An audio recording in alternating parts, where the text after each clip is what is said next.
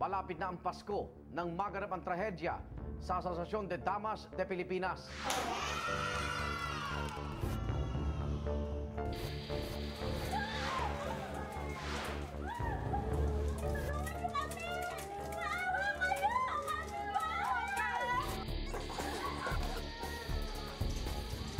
Bakit nga ba nasunog ito? Mayroon bang nanagot sa naturang trahedya? Mabagal po. Kasi una-unang malapit lang pong bumbero dun. Katuwirin nila. Wala raw nagtawag sa kanila. Nung dumating kami, the whole structure of the Damas orphanage was already in Gulf of Fire. Magandang gabi, ako naman Arnold Clavio, ang mga tanong ng kahapon. Sisiya sa atin ngayon dito sa Case Unclosed.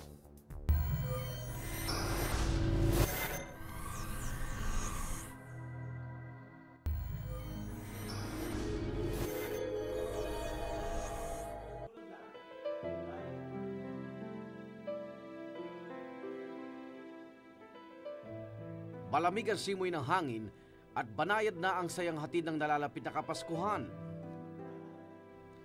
Mahimbing ang tulog ng mga musmos na nasa pangangalaga ng Asociación de Damas de Filipinas Settlement House nang maganap ang isa sa pinakamalagim na trahedya sa ating bansa.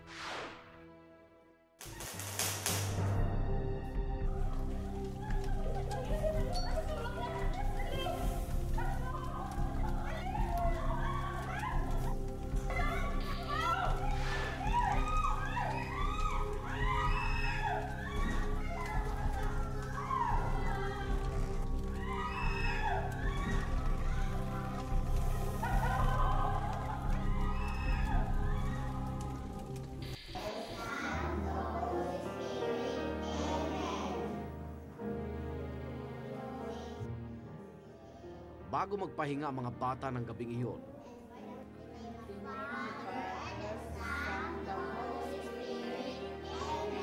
Kids, kailangan maaga tayo matulog na yun.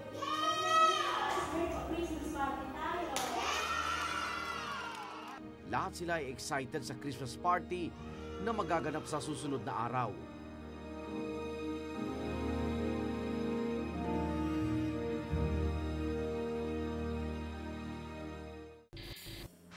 Labing-isang taong gulang noon si Clever Andrecoso, isa sa mga sinuwerteng nakaligtas sa sunog. Meron na kaming ginawang mga decorations. Yun.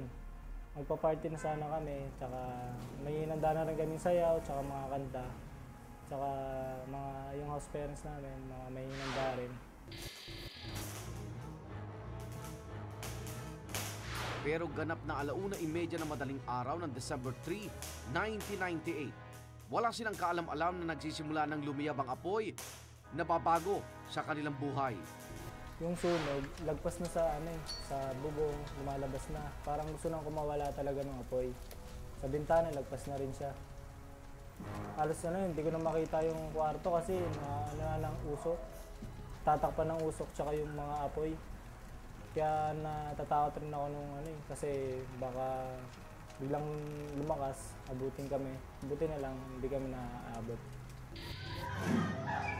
Ang Cottage 1 at Cottage 2 ng Settlement House ang Bahay Kalinga raw ang labis na napinsala ng apoy.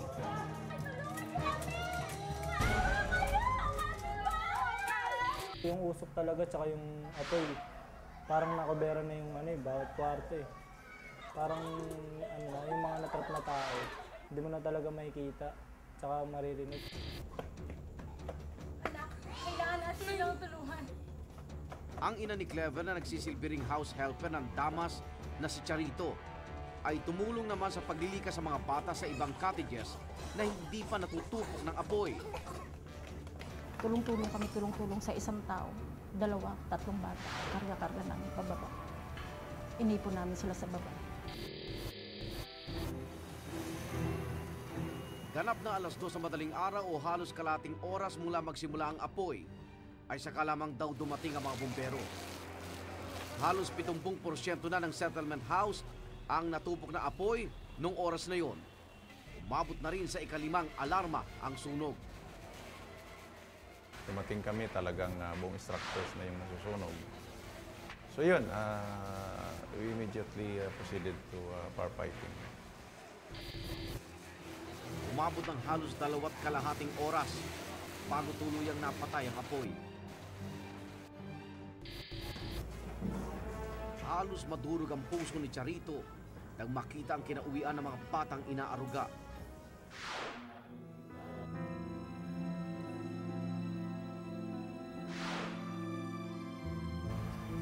Ay, yung mga bangkay, talagang hindi ko maubos maisip na ganun palang nangyayari sa kanila.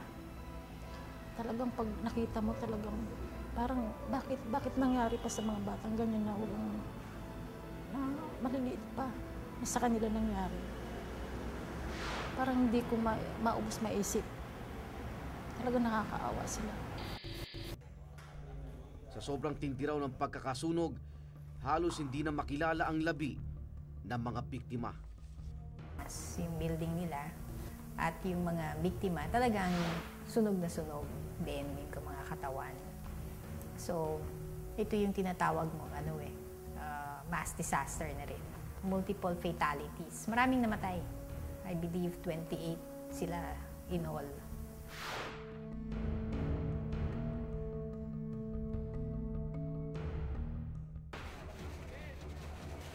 Isang maagang Christmas party para sa mga batang nanunuluyan sa Damas ang hindi natuloy dahil sa isang matinding sunog. Nasawi sa trahedya ay 28 katao. 23 rito ay mga batang kinukupkup ng Damas at 5 naman ang house parents. Masakit. Siguro matagal maalis sa isip namin yung nangyari na yun. Matagal bago kami nakaano. Talaga masakit. Masakit. Pag naalala namin, katulad ngayon, naaalala ko pag nabubuksan ng kwento. Sa tindi ng sunog, hindi na nakilala ang mga biktima at sabay-sabay na lang inilibing kahit walang pagkakilanlan. Ngunit lumapit ang ilang kamag-anak ng mga nasunog kay Dr. Raquel Fortun, isang forensic pathologist, para suriin ang labi ng mga biktima. I think we had access to only 21 bodies of the children. And yung proseso, hinukay sila. Bawat in-examine namin na katawan, kumuha kami ng sample ng buto at saka ng ngipin. Tapos ito ay kinolekta at sinubmit dito sa laboratorio sa UP Diliman. Hulyo ng taong 2002 o makalipas ang halos 4 na taon ay inilabas ang resulta ng DNA testing. 18 sa 21 sinuring labi ang nakilala at nabigyan ng pangalan. By the time nasabihan namin itong mga magulang na to, look, ang anak nyo, si number ganito. And I believe doon sa pinaglibingan nila sa may Paho, pinalta na, tinanggal na yung numbers, nilagyan ng pangalan. And nadadalaw na nila. Ang mga nakaligtas sa bata ay sumailalim sa therapy dahil sa traumang naranasan mula sa malagim na trahedya. Masakit. Kasi yung time na sana na yun, masaya kami. Kaso yung nangyari, malungkot talaga kami ng mga time na yun, yung mga survivors.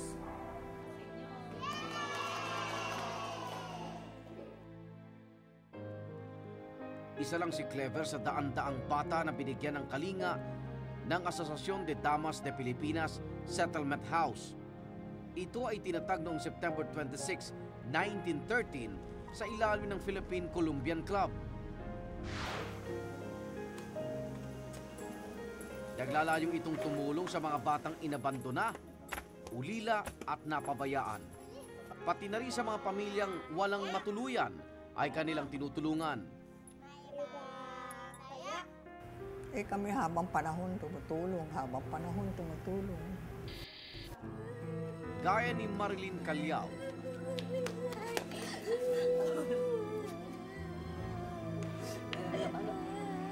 Pag may bahay na tayo. May bahay tayo na. Dahil kapos sa buhay, ay napilitan siyang iwan sa Damas Settlement House ang kanyang 5 taong gulang na anak na si Jomar. Siyempre, mahirap bilang isang ina. Kung ikaw ang magtatrabaho para mabuhay mo sila, talagang titiisin mo. Pero ilang gabi yun, hindi ako makatulog, hindi makakain. Tiniis ko lahat yun.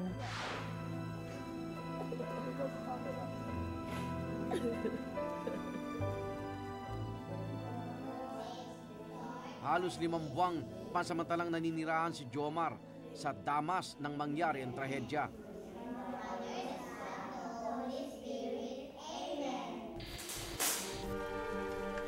Sa kasamaang palad, nasawi sa sunog si Jomar. Siyempre, masakit bilang isang magulang. Kasi hindi mo kalai. Nilagay mo sa magandang lugar. Hindi mo kalai na ganun mangyari, di ba? Masakit.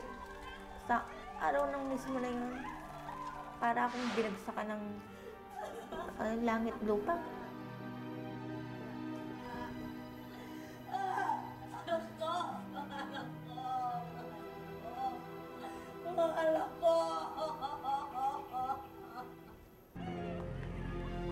Hindi pa rin matanggap ni Marlene na sinapi ng anak magpahanggang ngayon.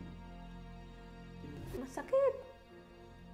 Kung maibabalik ko lang ang buhay ng anak ko, no mismo kung ako lang magawang maibalik mo yung na bakit ilagay mo pa sa ganun. Dapat kahit maghirap kami, kahit tuyo na lang, di ba?